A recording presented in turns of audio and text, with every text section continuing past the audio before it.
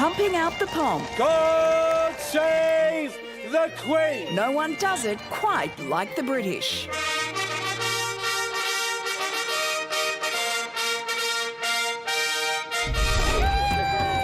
The Queen's birthday parade kicking off 4 days of festivities to honour the monarch's Platinum Jubilee, her 70th year on the throne. Happy Jubilee! Happy Jubilee! God save the Queen! Known as Trooping the Colour, more than 1,400 soldiers took part in the 260-year-old tradition. I think it's amazing. This is just amazing. We put on the best show in the world. Huge crowds converging near Buckingham Palace to catch a glimpse of the 96-year-old Queen. There was a record-breaking 82-gun salute. Scandal and family drama dictating the balcony lineup for the military fly past. Has come onto the balcony with the Duke of Kent. Meghan and Harry absent, and Prince Andrew out due to COVID, according to the palace. But it was little Prince Louis who stole the show.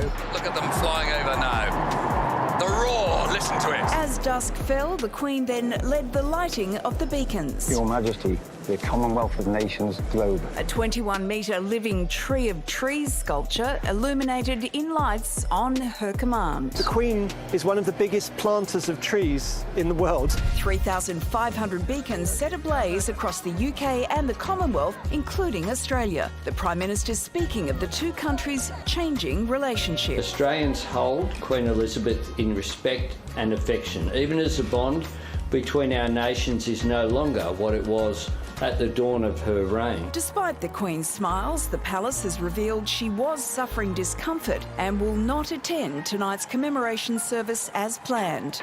Brits savouring the moments, however brief, they still get to see the monarch in person.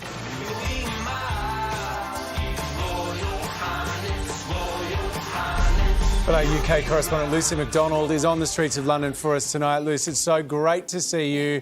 You look like you're getting into the spirit of things, but I am a little disappointed that you're not wearing the full Union Jack tonight. Why?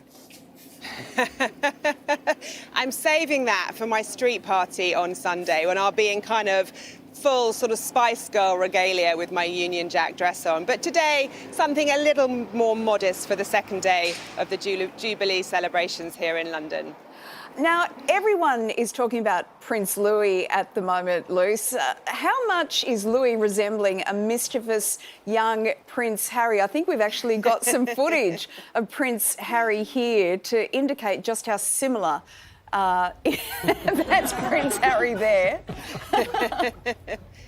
I know that, looking adorable there. They do look spookily similar, and I think there must be a bit of freedom in not being an heir to the throne. Louis and Harry allowing to be a bit cheeky, wearing their hearts on their sleeve, and that was a really lovely moment. And then when the planes go over and Louis puts his hands over his ears, but the Queen, I thought, was lovely. She was chatting to him throughout, and apparently Kate, because the kids had to do that open carriage top through the streets of London, through thousands of well-wishers. So apparently Kate talked them through every step of the journey so they wouldn't feel overwhelmed. But yeah, that didn't stop little Louis stealing the show on the balcony.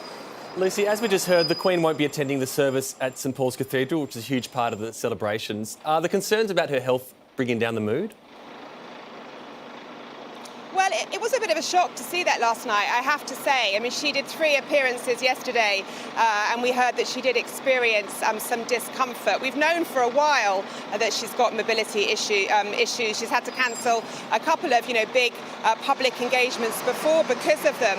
But, she's 96, and she looked fabulous on that balcony yesterday. She seemed to be taking everything in. But I think, it's a shame that she won't be at this Thanksgiving service at St Paul's today. That's where it's a much bigger family thing. Lots of royals there, 400 people across the country, NHS workers, public service workers also due to attend. And I think the feeling was the journey there from Windsor to St Paul's, the length of the service would just be too much for her. And actually, I think apparently this was the part of the celebrations the Queen was really looking forward to. She's got a deep Christian faith, so I think it will be pretty hard for her not to attend.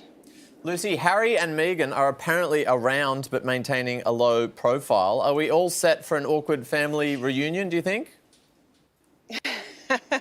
Well, they did certainly watch the Trooping the Colour yesterday. They were with some other royals, but not on that main balcony. That, of course, being reserved for working royals. But they're damned if they do. They're damned if they don't. I presume that they want this trip to build bridges, not grab headlines. But the Daily Mail here in the UK this morning was kind of almost accusing them of sulking by not playing a bigger role yesterday. But today at St Paul's, they're going to be at the heart of things. They'll be walking down the aisle with all the other major royals. So the show will very much be on them today, although, of course, the Queen won't be there.